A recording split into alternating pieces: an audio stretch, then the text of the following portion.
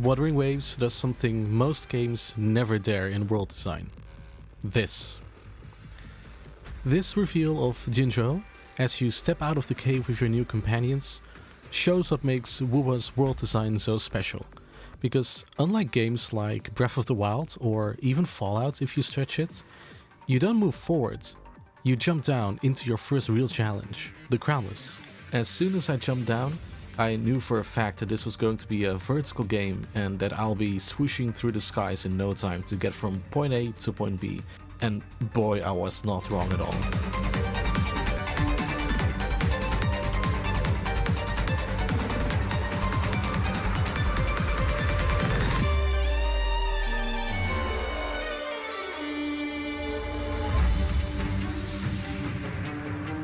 Wuthering Waves' inherently vertical world design makes it stand out amongst its peers to me, and gives it the opportunity to experiment and do really out-of-the-box things when it comes to the layout and look of new regions, or even linear quest design, from simple things like making us run up towers to fix glitches in the system of the Black Shores, or having us fly with a Stingray Echo all the way from a floating island high up in the sky to the new region of Septimont. But why does it work so well? Why is it that I enjoy exploring this world so much more than any other open world game on the market? In this video I'll be exploring that, and I think it's because of three core pillars in Wuthering Waves' design: movement mechanics, activities, and the role of the story.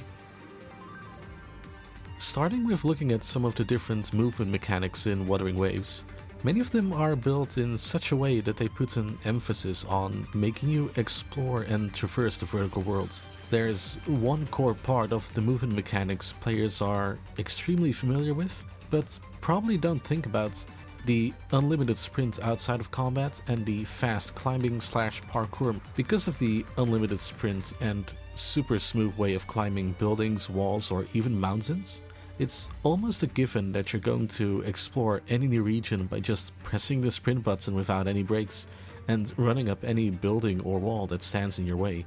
There's barely any surface you can't run or climb up, and this makes the low-key free-running feel so smooth and satisfying, even after dozens of hours. The many teleporters in the world don't even feel necessary to go from point A to point B with such a good sprint system.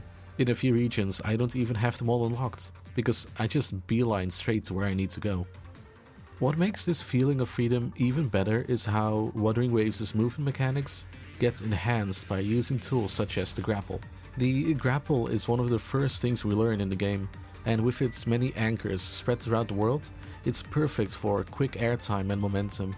Even without the anchors, you can still freely use it as you wish, to climb even the weirdest of structures, or even use it just before combat to get some aerial attacks in.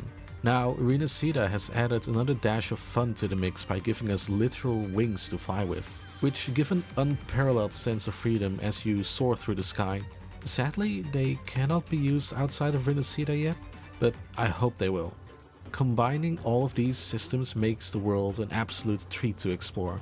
I often find myself just jumping off a cliff to fly, switching back to my grapple and glider when the stamina runs out, only to free run the last leg of the way to go to a random objective, even if it's a few kilometers away. Wuthering Waves gives us the option to go however we want. All of these movement mechanics allow Kuro games to think vertically when designing things like new regions and cities, as seen with the most recent part of the world like Septimont, where the city is divided into multiple levels you can quite easily move between, without using the gondola or the huge cliffs leading to the ocean with twists and turns in the landscape. Each region makes you tackle the verticality one way or another. But all of these fun systems and unparalleled freedom would be useless if players never learn how to use them and don't hone their skills, which is where my second point comes in: activities. From the very start of the game, we're pushed into getting familiar with using the tools given to us when it comes to this new vertical world. Think about all the different challenges scattered throughout the open world which utilize wall running, the grapple, flying, or a mix of all of them. Or the Renacida exclusive flying challenges, which have you soar through locales trying to rack up points. Each region has their own flavor of challenges, which introduce you to the new sites from a new perspective, and also keeps you moving through the main quest most of the time, as you can just do these challenges in between the plots. All of these fun little activities which often last less than a minute make you more and more comfortable with the different mechanics and the layouts of the world itself, which allows you to use them even more effectively while exploring the open world. It's also good that they give resources so players end up doing them whenever they come across them. The game also actively encourages you to participate in these activities by adding them to limited events. With every new region we get a nice checklist of side activities to do, and they always include parkour or flying alongside the combat and quest-based activities. This way the movement also feels like it's just as important as the other systems in the game, which I honestly love. There's even been a few movement-based events like the Apex Laguna event where you race against other players in different locations in Renacida for fun rewards. The game also adds fun time trial-based parkour events every so often, so we stay sharp and also have fun with it all together. This way, Wuthering Waves actively encourages us to keep using the movement mechanics and interact with the vertical worlds. More often than not, these events are some of my favorites. Enjoying the video so far? Don't forget to leave a like or comment and subscribe if you haven't yet to support my journey. Right, now back to the video. Lastly, the story of Wuthering Waves often takes place on a more vertical space, which uses all of the movement mechanics and systems for both plot and storytelling. This point is a lot more vague and abstract, so bear with me. Renacida, for example, if you think about it, so many new stories and areas incorporate the vertical into the plot. Like Evanolium is both high up in the sky and upside down, making you play around with things like inverted waterfalls or flying around on your wings. Or the Fabricatorium of the Deep, which is set deep in the depths of the sea of Renacida.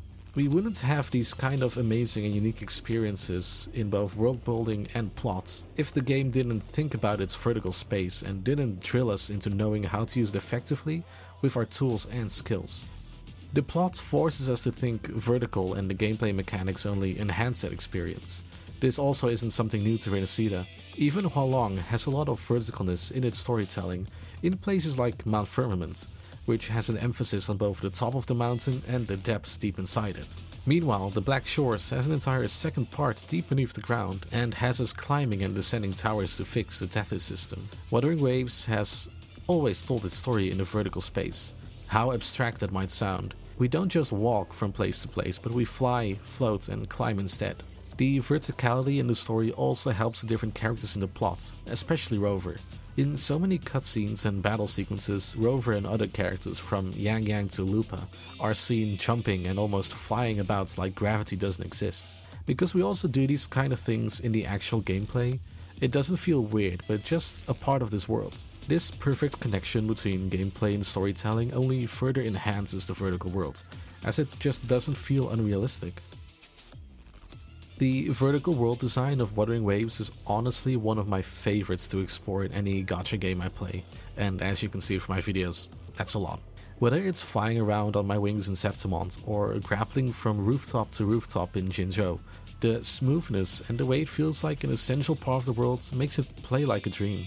Furthermore, I think making Wuthering Waves feel so vertical from the start gave Kuro the space it needed to experiment, as each new region feels like something completely different in both look and feel. Like, I did not expect us to wander around the bottom of the sea more times than one, and certainly never expected a giant flying upside down cathedral. I cannot wait to see how Wuthering Waves' vertical world design bleeds into the next regions and story quests. But do you enjoy the world design of Wuthering Waves? And what is your favorite way to traverse the world? Let me know in the comments. And if you enjoyed the video, consider subscribing as I post regular deep dives and reviews into the games I love.